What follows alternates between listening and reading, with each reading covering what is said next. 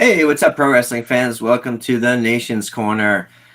With me, as always, is the greatest truck driver of all time, Tony Justice. Joining us this week, Mongrovian Mike. What's up, people? What's going on, front row? How you doing? Well, it's another one of those weeks where there's not a lot to talk about, so I figured we'd just review our favorite TV shows. We're gonna wing it. We're gonna wing it. Yeah. So what are you guys up to this week before we start talking all things wrestling? Oh man, you know me, just out here humping it out here in the great nation, hauling stuff all over the place. I just left Alabama yesterday, got loaded, and now I'm headed towards Texas, towards Laredo to deliver to Monday. Then I'm probably gonna stay out, do some short runs, and be home next weekend. I think that'll be a better plan. Good deal. How about you, Mike? Hey, I'm just hanging out at toy stores, looking at all the collectibles and chilling out. Just chilling out, drinking not a daddy soda. I'm having a Bloody Mary. Wow, fancy. What did Mary ever do to you? I know. How rude. Always happy Father's Day to you and to all the fathers out there. Yep. All the dads out in there in the nation. Happy Father's Day. Mrs. Front Row and I celebrated today. We went out to we have a Miata, and there was a Miata club gathering at the brand new Buc-ee's. If you've ever been to Texas, you've been out to the Midwest, you've been to Buc-ee's. It's a destination for Mission Pro people. Every time there's a Mission Pro wrestling show, it's sort of a rite of passage that all the wrestlers and all the fans have to go out to Buc-ee's. And they opened one here in South Carolina. And it was packed. It's a huge establishment. Look it up online if you've never seen it. And I even got the Buc-ee's shirt on today. But we had a good time out there, and it was a beautiful weather day to take the convertible out for a few hours. And now I'm here with you good people. Sounds like a tough club. Yeah, not exactly like a motorcycle gang. A little less violent. Actually, a lot less violent. But no, so there's a ton of stuff going on. Before we talk about some of the big stories, I wanted to ask you guys your opinion on a few things where, Busted Open touched on a few items this week, and I know that they had a lot of hosts come in and give their opinions on some of the bigger stories. But I meant to do this last week, and, I wanted to wish everybody a happy Pride Month. As you know, my wife and I are the proud parents of a gay man. He's grown up now. Never been closeted, and we're very, very happy for him. And other people within our friend group and within our community are also either allies or in the LGBTQ community. So I wanted to just give a shout out to Thunder Rosa, who did some amazing interviews in the last 2 weeks, last week with Effie, and this week with Nyla Rose. And I think the conversations that they had were important and very honest. And I think especially Nyla on Friday was really raw with some of the stories that she shared. So if you get a chance, go back and listen to those interviews. And I'm going to be interested to see, who else Thunder has on in the Thunder Hour coming up over the next few weeks. But any thoughts on that before we move on? Yeah, ahead, definitely. Nyla and Effie both gave great interviews. It was great that their friend Thunder thought of them to bring them on the show. We've heard Nyla on before, but I believe that was the first time we've ever heard Effie. Second time, maybe. I think he was on once before, maybe. Right? I don't know. But that was a good long half-hour interview. Yeah, Mm-hmm. and just I think he was on one other time. It just helps you to go. You know what? You just remember that there's still out there. There's people that different situations and everything. That your son was out and was able to just live his life. He's a good kid. He's a hardworking kid. I'll tell you, everybody too. This kid pays his own way for everything, and listen, when the parents here, Mr. and Mrs. Front Row, want to take this kid out, he's got to make time. He's got to say, well, I got to do this and this. I could fit you in over here. They get penciled in. Other kids would be like, yeah, I'll leave work for a free meal. Because I know you guys are paying. No. So No, it's very true. Every time we go out and do something, he's like, I'll pencil you in, but like I've got to make that time up somewhere else. But no, I appreciate your kind words. And John, in South Carolina, is in Florence, South Carolina is where they opened it right off 95. We took the back roads over there from Charlotte, but yeah, just go to Bucky's website and you'll see the new location listed there. It's really cool. But yeah, so it's important to me, and it's important, I think, to a lot of us in our group, the respect that we've shown, and even within our close friend group, a lot of people have learned and grown, and we all have, like, we've all learned about each other, and it's not just this one topic, but across the board, I think we've all become better people for it. So yeah, I did want to bring that up and wish everybody happy Pride Month. But let's get on to some of the bigger topics. On this subject, a lot of us don't, so yeah, a lot of people don't understand. So just because you don't understand that they hate or anything like that, smarten people up, as you go through life, just let them know.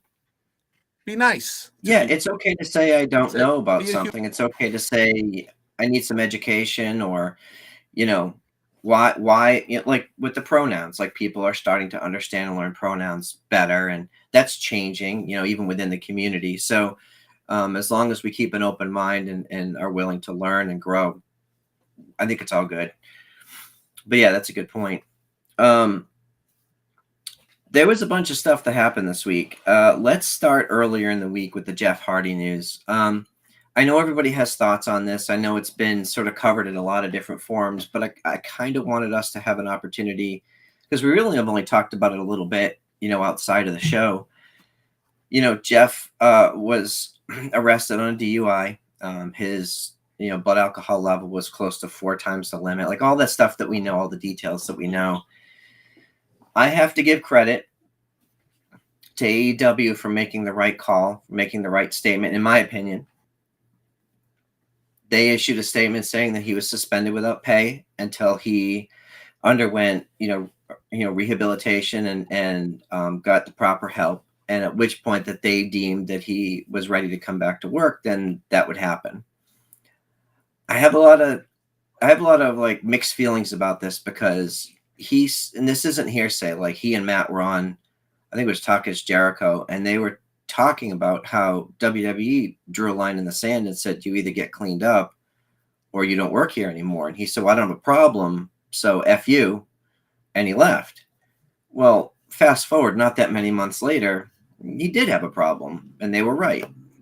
And, now, fortunately, no one was hurt as far as physically. There were no accidents that harmed other people, which is a miracle. Because, for those of you that have seen this stuff firsthand, do you know how many times someone has to drive drunk before they get caught? The ratio is crazy. So there's a ton of stuff. I have a lot of thoughts on this, but I want to get your thoughts on this first. So Tony, when you heard the news, what were your initial thoughts? Well, when I heard the news, I was just like, man, because you don't want to see anyone go through this, whether they're in the spotlight or not in the spotlight. You don't like to hear this kind of stuff. But my initial thoughts were, well, he's had a problem for some time now, and it just seems like a demon that keeps on getting him, just keeps on getting him. And I don't know how many other times he's been in rehab or any kind of treatment. But I'm glad that he didn't hurt anyone. I'm glad that they were able to subdue him and get him and book him and all that stuff. But I just want to see Jeff Hardy, and especially it's bad timing, because you have to think of his brother Matt, and how Matt's just kind of left to just pick up the pieces and be like, okay, well, I'm going to make the best out of it. I hate that this is happening to my brother, and they were going on the final run as the Hardys. You know, they had big things. I mean, they had a tag team championship match Wednesday night that they had to change up at the last minute. And for all we know, they were probably booked to win the titles. But it's a sad situation for Jeff, and I wish that he would open his eyes and see that he has people around him that love him, and hopefully he gets the treatment he needs, gets the help he needs, and he's back doing what he loves to do, and that's wrestle. So I just hope that it's not too late for him. That's my initial thought on it. Yeah, Mike? Yeah, well, I have a few things. First of all, go back in about a year or so ago with the Sheamus storyline with the hit and run. He was falsely accused, but then they did all of the, Sheamus did all that out thing, and then it was the urine test. It was all gross, but it was like watching Tommy Dreamer on Zoom or something with the piss. But the other thing is, there's the other side. He's lucky he hasn't hurt body physically with, I mean, of course, what his family's going through, or the embarrassment that Matt has, and and I'm sure well, everybody knows everybody tear him a new one. I'm sure, like she does anybody, and I have personal friends that had to bury an 18-year-old son that had his name. Everybody knows Jeff Hardy's name. This guy got caught as Jeff Hardy, the famous wrestler. But if he hurt someone innocent, some innocent person, they would just be another name, and people would read it maybe in the news. They wouldn't remember it. They'd always remember his name. So I just want to say to my good friends Stephen and Joan, George Rajot, Ragotte. That's a name to remember. And there's many, many more names like that to remember. And it's a sad thing, and you never get over that. So remember that. And the person that I say murdered him, knew people, was a lawyer or whatever. It was a hit and run, got caught, only serving probably like 2 years, 3 years, whatever it is, it's not enough. Yeah. No. On to so there's a couple news. I just wanted to another name out there besides his, and hopefully he doesn't names onto that list. Hopefully, sometimes it does take people a couple times, 2-3 times. Get the help. You're talented. We wanted to see the Hardy Boys go out the right way. Let's see if it happens. Yeah, and we were talking about this the other day. Like, I think as an example, Big Cass, William Morrissey, he had gone through something similar, and he had fallen off the wagon after he left WWE, and he had a seizure and all that other stuff, and was hospitalized. If the behaviors and your environments don't change, and the people and the events that are sort of the catalyst for your addiction don't change, then it's just going to keep coming back. And Big Cass, Cass went through rehab, but then he lived with DDP for a year, and that was a whole sober living experience. He changed his entire lifestyle, the way that he interacted with people. He built himself from the ground up. It's never a given that that's going to stick, but he did the work to put himself in a position where he has the right support structure around him. He's in a good work environment, and all the things that you need to do to put, position yourself for success. I think when Jeff has had so many things happen, whether it's public intoxication or DUIs, this has to be it. And as fans, I don't care if I ever see him wrestle again. I just want him to be happy and healthy with his family. If this is the last we see of Jeff, but we read stories about how he's happy, healthy, performing his band and at meet and greets and stuff, great. That's awesome. And I think maybe he has an opportunity to get healthy and become, another success story down the road for people to model after. But yeah, so let's talk some more about, of course, the big news this week was all around Vince McMahon. And, there's some allegations, the allegations of the affair. There's other allegations that have come up of sexual misconduct and payouts and all this other stuff. There's a lot to break down here. I think for me, and I'm going to come at it from the perspective of because I've have 30 years in corporate life, right? I've been in corporate leadership for a while. So I look at this from a business standpoint, not from a storyline or wrestling perspective. The board of directors had to do what they had to do. They have to start an investigation when reports of this come in.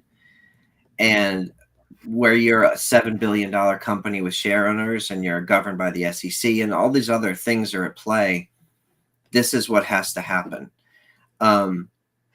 It's not a legal thing right now. I think we need to remind fans that he's not under investigation by any government authority or from the police, right? This is an internal investigation that's being run by a third party because there's accusations of wrongdoing within the corporate guidelines and the code of conduct.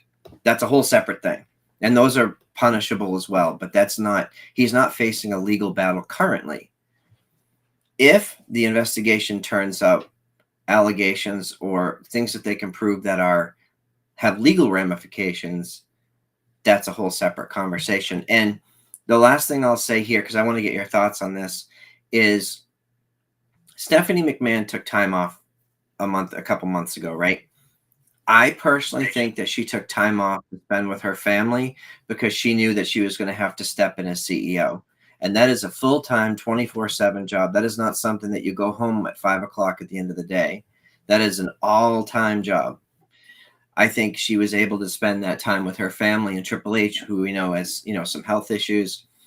And I personally think that you're looking at your new CEO. I don't think she's going to step down because I have the feeling that there's more things are being uncovered by the investigation that we haven't heard about yet that will probably drive them to, put a vote of no confidence from the board of directors. Okay, that's a lot. I know this, and you could talk for hours about this stuff, but Elder, Mike, how are you feeling about all this right now?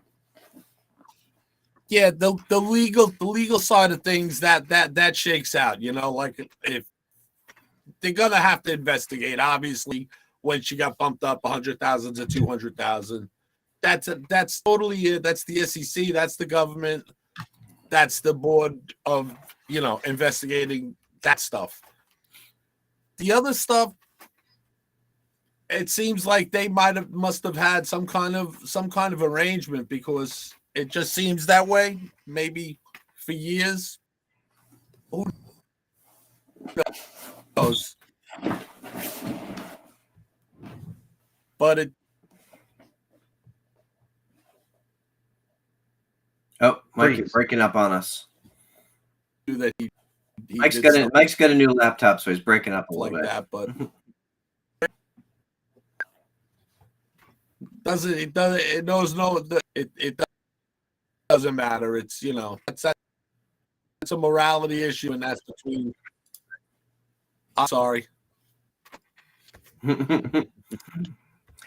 All right, so Mrs. Front Row puts in the chat, Vince would fight it. Yeah, we got you, Mike. If there was any chance of him winning and keeping his place, this isn't a Vince fighting it thing. This is the board of directors uncovering things. And you're right to this point. There's enough evidence. They've already shown a paper trail of the payouts. So, we can sit here and say, we haven't seen definitive reports yet. The initial investigation has already turned up these things that had the Wall Street Journal published. And just to the point where people are saying, well, the Wall Street Journal shouldn't have, or how did they get this information? It was leaked. It wasn't leaked. Okay, the board of directors for a publicly traded company has a legal responsibility to report these things, especially to the SEC. So when there's an internal investigation of this type that could affect share owners, the share prices, they have a requirement to report these things, and the Wall Street Journal, of course, is going to pick up on that. So all that makes sense to me. What doesn't make sense to me is, or actually what I'm suspecting is that either more things will be uncovered, or people are going to step forward with accusations who weren't paid off, who are not under an NDA. You might start seeing other wrestlers or other employers, former employees say, yeah, this happened. I never got a payout. So it's going to be interesting to see over the next, few months how this all pans out. But I did think it was interesting that with the announcement of Stephanie stepping in, that the shares actually went up $2, and they sort of evened out by the end of the day, but they haven't really taken a hit. In fact, they've sort of been shored up by the announcement of Stephanie being in that position. Tony? Yeah. I won't say too much more that's already been talked about, but I will say this, that it's definitely it's two separate issues, a morality issue, which, people cheat. Sad to say, but people cheat, every day now. But the other issue, it's a legal issue if it's talking about taking money, company funds, and either paying people off, or which it came out in a story that it wasn't company funds that Vince McMahon used to pay the paralegal. But if it was used to give her the raise, that's the issue that it's going to raise some eyebrows. But it's unfortunate, but it's Vince McMahon. If Joe Blow was doing it, it wouldn't be in the news. It's Vince McMahon, and he's the most powerful person, one of the most powerful people in all of professional wrestling. And people can love him, people can hate him because he's done some things in the past. Maybe someone, has different stories about that or whatever. But it's Vince McMahon. I think you're right, front row, about Stephanie. I think she took that time off to prepare for this because I think she knew that it was going to come out. And I'm also going to go out on a limb and say that I'm going to just say it, that I think this is going to be permanent. I think that we're seeing Stephanie in this role from here on out, is what I'm just going to say about it. Yeah. I see Brian in the chat. Hey, Brian. Shout out to Brian Rosa. I'm not putting that on the screen, but it's really funny. So if you're live, you get to see Brian's comments about our very own Mongrovian Mike in the chat. Listen, it's okay. It's okay. Hey, listen, front row, he picked the right month at least, right? So it's okay. That's true. On his hall pass, okay, it's out in the open. Here. Hall pass, yes. That's all you dirt sheet riders out there. According to Thunder Rosa. Thunder Rosa's husband. Yeah. Hey, man, I'm happy for you guys. Yeah. So I don't know what's going to happen here. It's going to be interesting. So the second part of this that I want to get your opinion on is Vince appeared on SmackDown last night, and there was a lot of hype around the announcement that he was going to appear. He came out, gave a 30-second welcome to SmackDown, then now forever together, and then he left. I had heard that some people were upset about this behind the scenes. It was a bad look for the company for a guy being accused of all these things to come out and put his face on TV.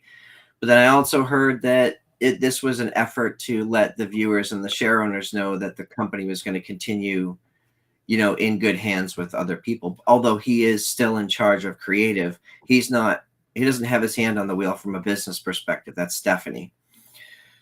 How did you guys, because I know we all watched, we were all, looking forward, or at least curious with some morbid curiosity about what he was going to say. Tony? I think that was a way to get ratings out of it. I think that you had people, because this Vince McMahon news has been all over the news. I'm talking not just ESPN. I'm talking everywhere. Fox, CNN, you name it, have been reporting on it.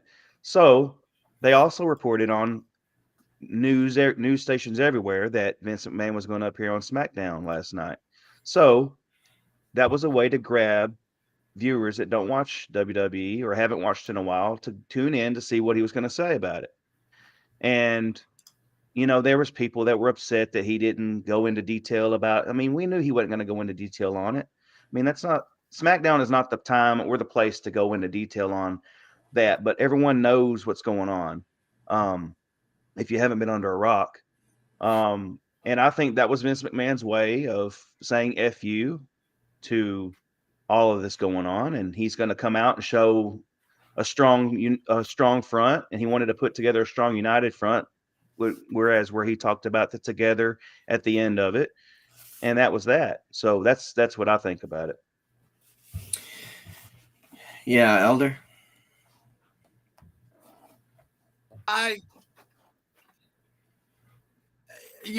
bet to me it was Vince's way of coming out. Here I am, and his middle finger without giving the middle finger.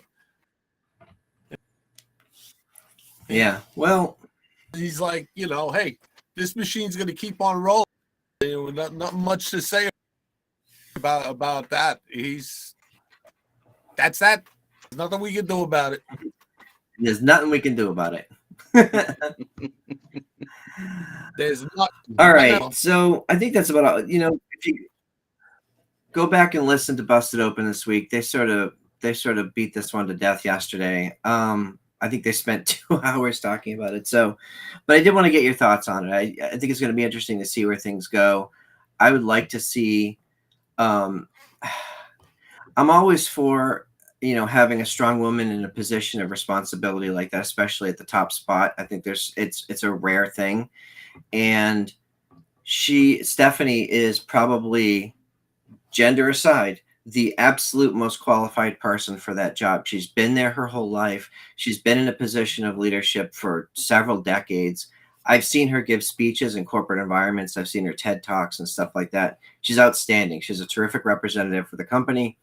And I think her being in that spot will only help the company and the share owners. I think it's a win for everybody in response to a shitty situation.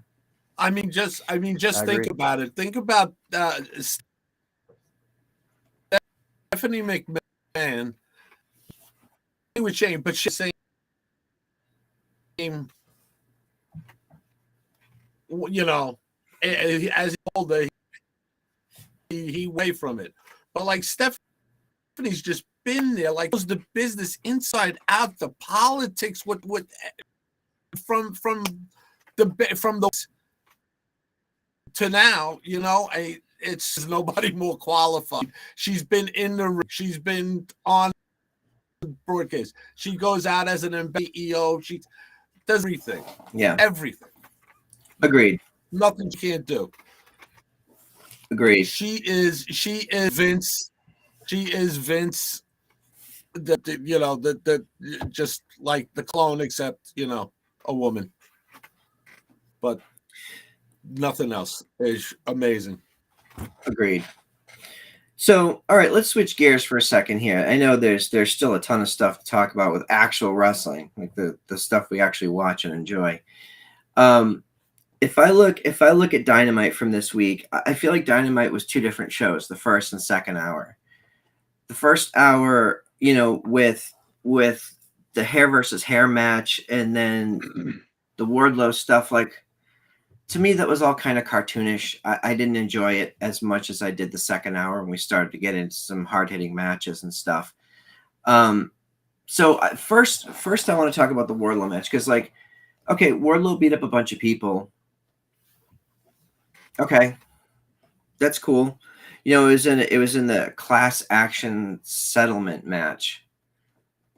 What are we doing here? Like, Wardlow has been built up to be a killer.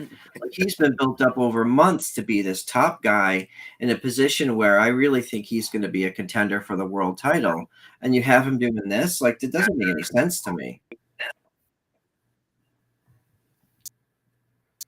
So it made him a little more cartoonish and crazy, than the monster he's been. Yeah. They had made the statement on Busted Open earlier this week about it, and they were talking about it. I guess it was on Thursday, where, okay, Wardlow against 20 guys, 20 security guards who weren't even wrestlers. Well, who aren't even wrestlers on TV. Okay, the perception is their security. So, okay, Wardlow disperses of 20 security guards. Okay, so what's he gonna do against Scorpio Sky? Scorpio is really not gonna, you know, it just doesn't compare, you know. Yeah, I mean they're Goldberg-esque.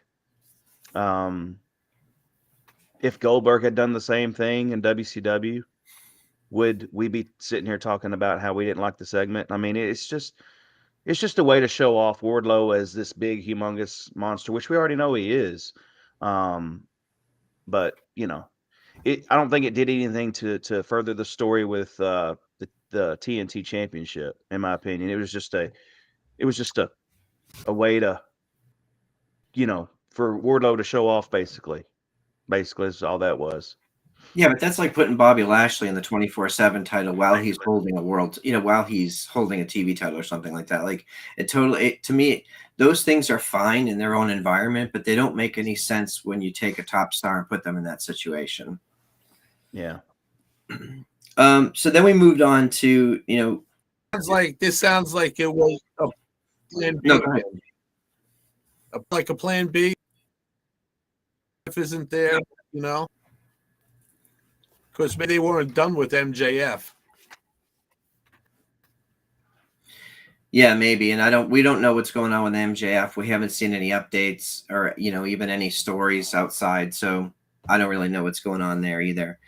But what I really did like was Will Ospreay and Dax Harwood. Like, oh my God, what a hard-hitting match. And Will Ospreay is one of the best wrestlers from New Japan. He's one of the best wrestlers in the world. Yeah, and Brian brings up a good point. They have two separate Goldberg-esque storylines with both Wardlow and Jade. We're going to talk about Jade in a minute, but yeah, it's sort of like they're building these people up to be killers, but in the Wardlows, it was cannon fodder to me. So, but I love the addition of Will Ospreay here. I love seeing him. He's really grown into a snarky heel. You watch his movements, his facial expressions during the matches, and the dude can effing go. Holy shit. Like, this was a killer match. And I love seeing Dax get an opportunity, whenever they get opportunities to do singles matches, and really show that they're more than just the best tag team in the world. Tony, I know you saw this match too. I think you saw this match too. Yes, I did. Before I give my analysis on what I thought, give a shout out to Ezra, a good friend Ezra. And I don't know if y'all could see this, but he got to meet Will Ospreay at an event yesterday. So very, very cool. But Will Ospreay, being one of the best wrestlers on the planet, I'd say, he's in the top 5 wrestlers on the planet right now. And Dax Harwood, I mean, he just had a match with CM Punk a few weeks ago that was a classic too.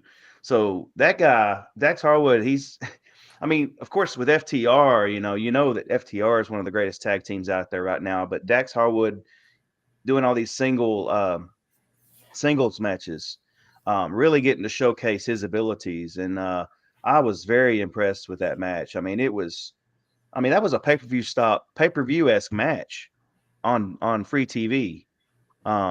So I mean, the wrestling world in general just got to see something. That was a clinic. I'll call it a clinic. That was just awesome. Yeah, Mike. I gotta echo Tony right there. I mean, Dax he's been doing singles matches. It's like, oh my God, if always used to seeing FTR as like the one of the best, if not the best.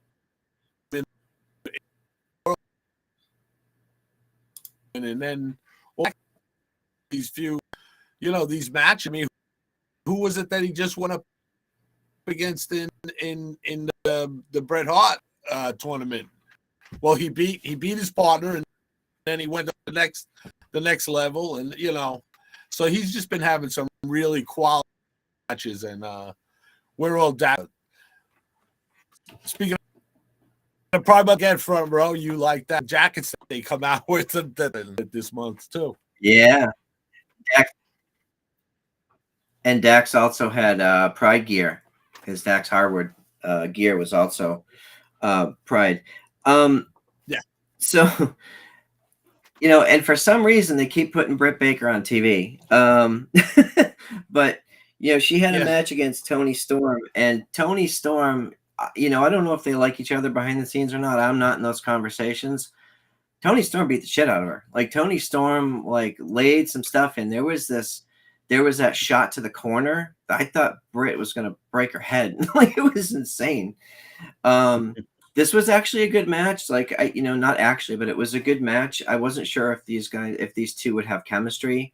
But basically Toni Storm drew a line in the sand and said, I'm a better wrestler. And she proved it. But of course, after she gets the win, we saw Jamie Hayter come out and get involved, and our champion Thunder come out and chase her off. So Thunder got to be on TV for a few seconds. And then, of course, at the end, we saw Thunder at the top of the ramp and have that face off with Toni Storm. Now you fast forward to Forbidden Door, and the two of them will be facing off. Thunder will be defending her AEW Women's Championship against Toni. That match. So I wanted to ask you guys about the upcoming match, because I know we're going to talk about it next week. And just for folks watching, next week we have a really special show. We're going to be doing a New Japan special focusing on the Forbidden Door. We're going to have our resident experts, Ezra and Neil, as well as a special guest, our friend Karen Peterson, who does a lot of social media work, and she has a lot of New Japan Stardom and Pro Wrestling Noah content over on her channels. She's awesome people. I've known her for years, and I think you guys are going to really enjoy it. But next, for the pay-per-view coming up with Thunder and Toni, I feel like they've kind of rushed this a little bit, as excited as I am for the match. And I'm sure it's going to be awesome, because you've got two tremendous wrestlers who are going to put on a great show. But I would have liked to have seen this story have a little bit more, time to breathe. Yeah. Something I want to give Ash a shout out, Ash in the live chat. Her sentiments exactly on what I'm thinking. She's saying, hoping Toni gets the push she deserves. Unfortunately, that means going through Thunder, and I don't see that happening. And also shout out to Ash for being in Cozumel, Mexico right now, watching the Nation's Corner live. So hope you're having a great time on vacation, Ash. Thanks for joining us. But yeah, what she just said, I mean, it's going to be a great match between Toni and Thunder, no doubt. I mean, that is going to be something worth watching right there. In fact, that has a chance to steal the whole freaking pay-per-view, in my opinion. But I just don't see Toni pulling it out because Thunder needs to have a nice little reign with that championship. But yeah, it's going to be a great match nonetheless. Yeah, agreed.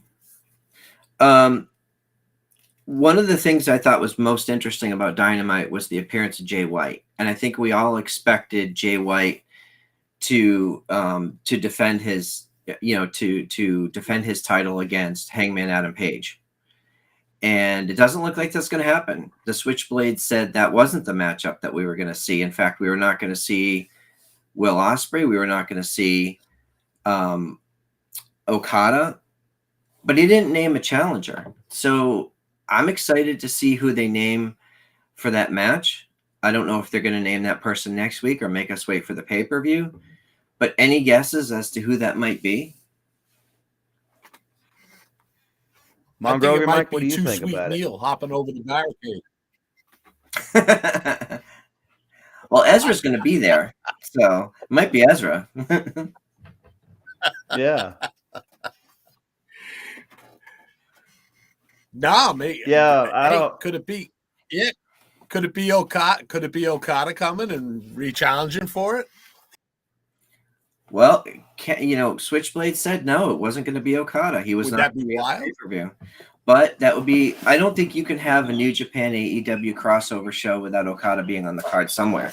So I would be super excited. I see that a lot of people are guessing Kenny Omega. I've heard that he's still out with an injury and he's still months away from returning, but you never know. I don't know what's going on there, but anything's possible, I guess. Yeah. What if it's all a work that they're putting out there that Kenny is not ready to come back yet, just for him to come in and surprise us? I mean, that would be something that I could expect to happen, or hope to happen rather, not to expect it, but you know, kind of a lights off, lights on kind of deal with Kenny Omega. Of course, I'd love to see that happen, but Yeah. just all depends if he's healthy enough. I mean, Kenny's been out for how long has Kenny been out? It's been He's a been while. out for yeah.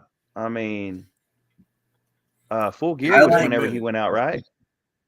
yeah, it's been a while, and I like Ash's guest. Ashley's guest is Bryan Danielson. I know he's Mhm. out, but I don't know what the nature of his injury is. If it was a leg injury from that, from the stage thing or not. Like, I don't know. I don't know what's going on there. They haven't made an official statement, so I don't know when he's returning. But Jay White, Bryan Danielson, yes, please. Mhm.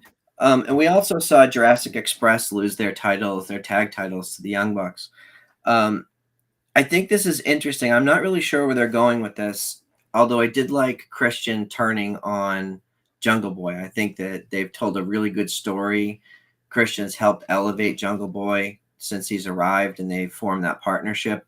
But now with Christian turning on him, I don't know where they go with that story next. But it was good. We knew it was going to happen at some point, and they did it really, Yeah. really well.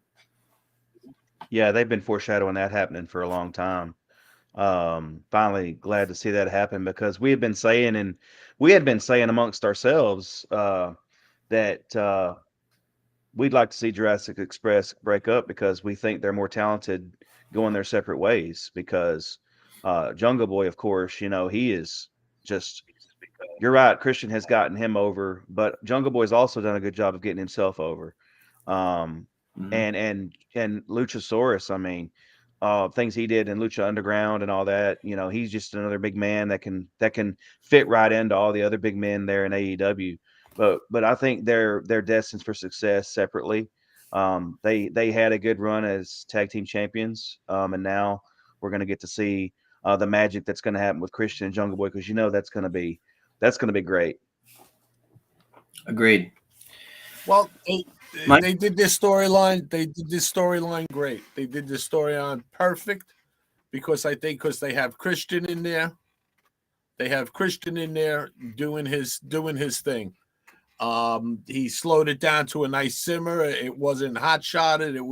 It really took a real long time to get them together, get them the belts. And then all of a sudden, slowly every week, you saw little things here and there, the pat on the head, this and that. And then now you come to this, he turns, and boy, did he turn. And I mean, he turned on Jungle Boy, and then he outside the ring turned on the poor kid's mother and sister and said, "You raised a piece of shit there." That poor thing's having to listen to that. Oh my! Mm. So now I'm looking forward to this. This is going to be good. So the singles match that they had a while ago. So Christian Jungle Boy put on a hell of a series of matches. This feud going on. Agreed. Oh yeah. Well, I want to skip over to. We're going to skip over SmackDown. We'll catch up with that in just a second. But I want to talk about Rampage while we're talking about EW because this all leads into the build for Forbidden Door. Jade Cargill had a match with Willow Nightingale. Now, we're familiar with Willow. She was a big part of Queens of Combat here in Charlotte. She was a tag team champion with Faye Jackson. If you guys know Faye Jackson from Busted Open, she's been on a few times, and she's got a very not safe for work Twitter account. She's very adult content. She's a riot. But yeah, give her a follow on Twitter. But Willow is awesome, and Willow is very charismatic. And I think that her in-ring ability coupled with her on-screen personality, she's someone that I could see them signing and actually doing something with because her promos are good, her in-ring's good. Mid-match, like she has a lot of interaction with the crowd. And I didn't think she was going to win, but it doesn't matter. Like, you know, the whole someone went over and someone got over, and I think Willow had a good showing on Rampage. Well, we I have a agree. strong island. We have a strong island girl. That's I believe she was from Creator Pro too. I mean, she's been ubiquitous this past year. So, all of those, the Dark Elevation, and now she was on Rampage. She's been on W. She's had, you know, MLW series with Holiday. She Mission Pro. She everywhere, just everywhere. Impact. I was at NWA. So, oh girl, good thing. Yeah, she's been everywhere. So I was excited for her. You know, we've spoken to her a few times. I know she was, you know, like she said, she was part of Mission Pro too. The other big match that we saw was Darby versus Bobby Fish. This was a terrific match. Yes, it was. You know, I think recently we've seen Darby wrestle a different style, especially against like guys like Kyle O'Reilly. And Bobby Fish is of the similar ilk. Like, they're very hard-hitting, technical, some brawler built in there, and it's not your typical match that you'd see from Darby. And I thought he excelled here. Oh yeah. You know, since Sting has been away, Darby's had a chance to really embrace his spot. Sting has done a great job building Darby up to that next level. And since Sting has been out with injury, has allowed Darby to grab that spotlight and say, "Look at me now." And he walks to the ring with purpose. Gets in the ring, and everything he does, every move he does. I know Deb. Shout out to Deb and John and Seth at Atlantic All-Star Wrestling tonight. If you see him, go say hi. But I know Deb, you know, watches Darby's matches with intent, like she is invested in his every move. And I know that a lot of wrestling fans are doing the same thing. I know I am.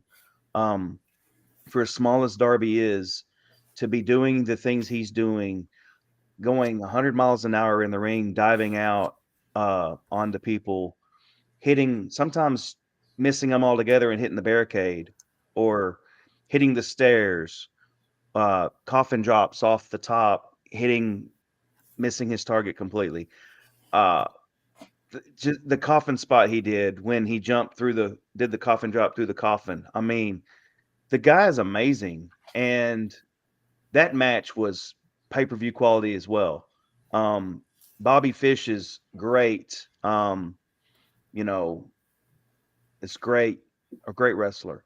And those two, when it was announced, I will admit, when it was announced and I saw it coming up, I was like, you know, it's Darby. I think Darby will make it a great match, but when that match was over, oh my God, I was wanting more. And of course, when Sting came back at the end, doing what he did with the baseball bat to Kyle O'Reilly's testicles, yeah, he's definitely recuperating today from what I've read. But yeah, I mean, that was amazing match last night. Yeah, Mike. Yeah, it was you know, it was a surprising match, like with Fish, you know. But man, he's been having some really not drag out, you know, really good catches can wrestling matches. And Darby is just the little shits that I root, you know. But in the wrestling sense, you know, he's great. He's just awesome. I just always root for the Munster guys to come out and kill him, though. So But he's insane though. But he was insane before he was making money. He was one of those skateboard guys. He's one of those guys that you see they just make stupid videos on YouTube. Oh, I'm gonna go down the side of a metal handlebar here, boom, and then they drop on their nuts. They break. They land. They break their ass bone.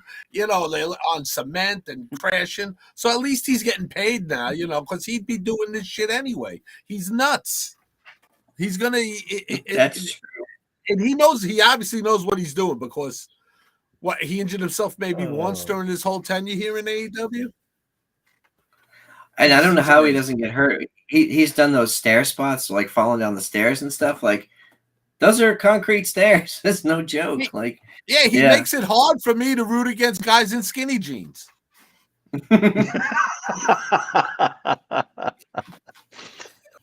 Oh my God. So the other thing I wanted to say about this is when we saw Bobby Fish in Undisputed Era, he was like the fourth guy in the background. Like obviously he was wrestling, he was a part of that. He was out for a while with injury, but I never really saw him as a single star, even though he was prior to NXT. But now I feel like he's starting to come out a little bit more. We're getting to see more of his style. I still think he needs to have a personality on the mic. I don't connect to him at all as a character, but I was glad to see him have this match because I thought the match was good. And the last thing I wanted to mention about this was, I just want to go back to the Jade thing because it's just it was in my brain, and I'm like, they're building Jade, okay, that's great, and she's 33-0 now, and we know from the way that the storyline is going that they're gearing towards Athena and this epic, face-off. But like Chris Statlander has been a part of this story. Chris has done an incredible job with this new version of her character. She's just badass and she's doing everything right. I feel like she's going to be collateral damage in this storyline, and I just hope that they figure out a way to not leave her by the side of the road, when it's all said and done. Yeah, I agree. Seeing videos of Chris Statlander working out at home, she is very intense. It's night and day from the alien gimmick she had and still be a babyface. It's night and day. I love the look she has now. I love her intensity in the ring. Like I said last week, she just has an intensity about her, and I believe there are good things in her future. She is right there in this storyline, like you said, front row. And I know it's focusing or supposed to be focusing on Athena, but I think Chris Statlander needs to just carry on what she's doing. She's intense. People are taking notice. And I believe that before it's all said and done, I feel like we're going to see Chris Statlander where she needs to be, not only in this storyline, but in AEW. Yeah, Chris is a world champion down the road. Yes. Not anytime soon, but down the road. Yes. Okay, so we're sort of running out of time. She's another Strong Island creator pro wrestling. Yeah. Yeah, we saw Chris a bunch of times here at Queens of Combat. She was great, and I think I mentioned last week or the week before, we saw her at WrestleCade have this killer match with La Rosa Negra, and I was like, oh my God, like she needs to be on TV. So does La Rosa Negra, by the way. She's very underappreciated. But let's skip over to SmackDown. Yes, 100%. The only thing I really wanted to talk about on SmackDown that really, for me, was Riddle versus Roman Reigns. It was in the main event. It was almost a half an hour long, so like 25% of the show. They got a ton of real estate. Oh, just a killer match. And anybody who criticized Roman Reigns for not being a great wrestler, you're wrong. You're just wrong.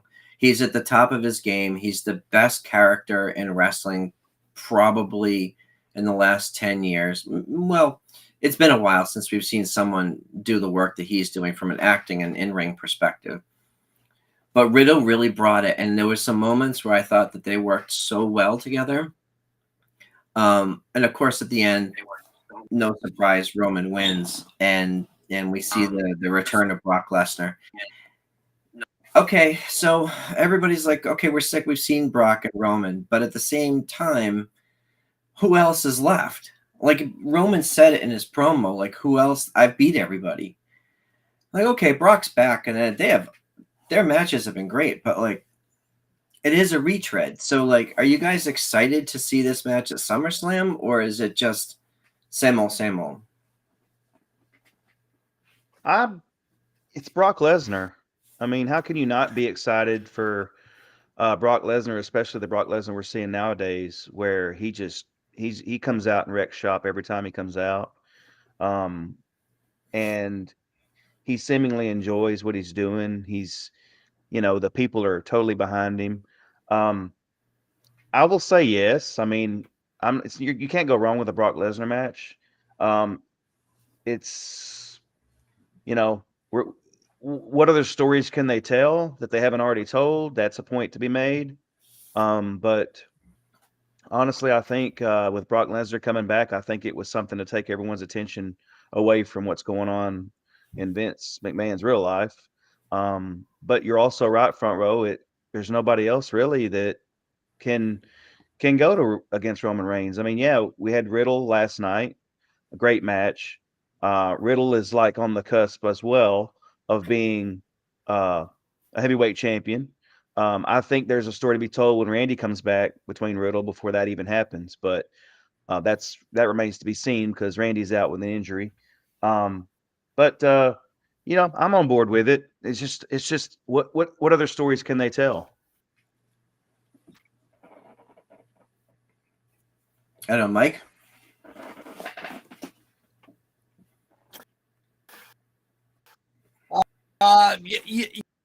Yeah, Brock is going to do a job. It's going to be, I hope, whatever he has to do, he's going to do. However, he's got to make somebody look. He's going to make them look like $1 million.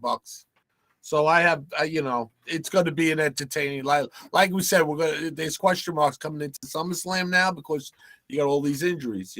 So you don't know about Randy Orton. Yeah. Cody Rhodes. Even though Cody was teasing about coming and winning the Money in the Bank briefcase. No, that's not happening. So these are all Plan Bs. I think Brock was coming back no matter what. Okay, so I have to address something in the chat. John says, when I said that Roman Reigns is the best character, I wasn't lying. Thunder Rosa's not a character. That's who she is. If you've ever met her in real life, that's the real person you see on TV. That is not a character, my friend. Mm-hmm. She is very nice and very generous and very dangerous in real life. That is real. So, yeah, all right. Even the freaking figure will kick your ass. This is true.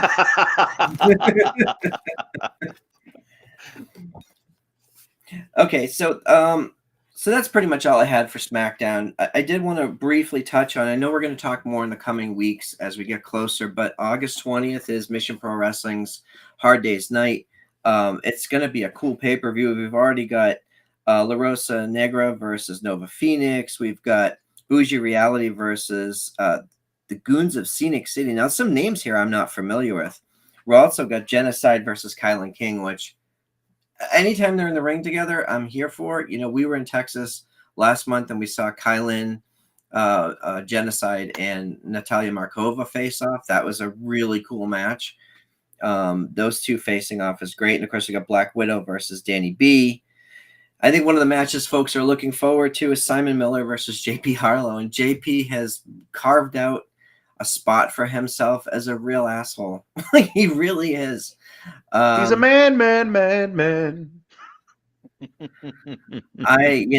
He talks a lot of shit, and it's going to be a problem for him. But we're gonna talk more about that leading up to August, and I think we're working with the folks over at Mission Pro to maybe have some guests on to talk more about that. And I will tease September 17th, I believe, is the anniversary show for Mission Pro Wrestling. I think we're going to have a special announcement to make in the coming weeks. So stay tuned for that, brother. Stay tuned for that. Anything else you guys want to cover? I know, Tony, you had a couple other things you wanted to touch on. Did I miss anything? No, you pretty much got everything. Yeah, we pretty much hit on everything I wanted to talk about. Cool. Great show as usual. Elder, anything else you want to talk about before we let folks go? Enjoy their Saturdays. Oh yeah, well, I mean, you just mentioned with Mission Pro, but got to all hail the mother effing king, and for putting on a great match against two Team 3D Academy alumni that Bully probably watched in their first match together like that, and it was a great match. They were the Burke belt. They went up, and Camille's still the champ, but what a great match, and I'm glad. I'm proud of it. Bully was proud. I'm proud of the mother effing king and Camille. Two great women that are going to be doing this, kicking some mother effing ass alongside Thunder Rosa for a long time to come. And sign La Busadora. And out there's someone that should apologize to La Busadora too, but that's another subject. Yeah, and I think that match was one of the reasons why we all watched the pay-per-view last weekend. It was, I think, universally accepted as the best match on the card. And for me, I think it was Camille's best match. And it's not surprising because she was in there with the King. And, Bully was very effusive about that match on the radio on Busted Open this week. But I also have to give credit to Bully. He'd never done commentary before. And he sounded like he had been doing it forever. He knew exactly when to lay out, when to add spice, when to not. And he never took away from the action that was in the ring, always pointing at the little things that they were doing. Or, hey, I know Kylan practiced this, and, back in the day she was working on this, and now look at her doing it. Was really, really good commentary from a guy who had never done it before. But the match itself was terrific. I really wanted Kylan to win, but it didn't happen. So, on Power this week, Kylan did cut another promo saying, I got to go to the back of the line. Like you do when you challenge and you lose, you're going to go to the back of the line and work your way back up the rungs to get, back to the champ. So that's going to be interesting. We did see Bully also had another appearance on Power this week, got put through a table by Mike Knox. It'd be interesting to see where that goes. Admittedly, I don't watch as much NWA as I used to, and that's just a time thing. They have a good product, and I wish I had more time to watch it. But some of the stuff that we saw last weekend was really exciting. Yes, I'm here for all the Bully stuff. I admit I ordered the pay-per-view for Kylan King and Camille with Bully involved. Bully on commentary was really a nice touch. The teacher getting to watch his former students in the ring is always an amazing story. And then seeing Bully on Power the next day, and him getting put through the table, I'm interested to see how that storyline is going to play out.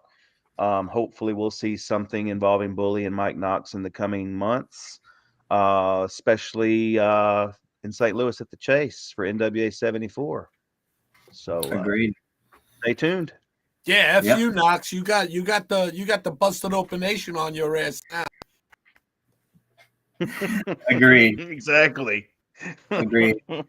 Well, before we wrap up, I did want to give a shout out to Marina Shafir and Thunder Rosa for this week, handling a tough situation. There was a lot of stuff online, whatever, but they handled it like professionals, like two leaders, and I think that the post that Thunder made with her and Marina together with the bread, talking about learning and growing, and I think it sets an example for the whole locker room that when something comes up like this, you work through it, you deal with it, you learn from it, and you get better.